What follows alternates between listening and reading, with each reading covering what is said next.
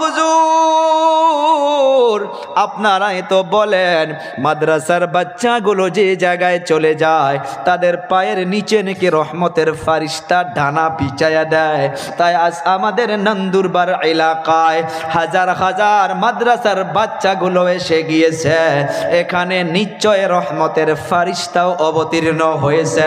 তাই আমরা মোহাব্বত করে এই বাচ্চাদেরকে 10 টাকা 5 টাকা 100 টাকা একটা পানির বোতল একটা নাস্তার প্যাকেট এক প্যাকেট খানা এদেরকে যদি মোহাব্বত করে দিতে পারি এই রহমতের ফারিস্তার দ্বারা আমরাও কিছু রহমত নিশ্চয় পেয়ে যাব। ও বাবা তারাও মানুষ আমরাও মানুষ।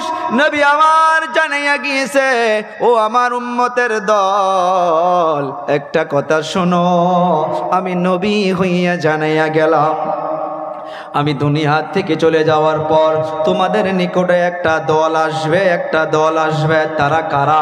সাহাবা কেরাম প্রশ্ন করল মানিয়া রাসূলুল্লাহ তারা কারা?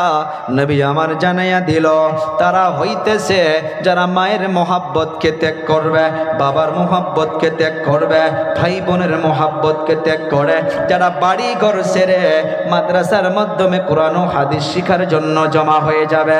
ও আমার সাহাবীরা তোমরা শোনো, আমি নবী হইয়া জানিয়া গেলাম ওদের সাথে যাতে ভালো ব্যবহার করা হয়। প্রশ্ন করব আবার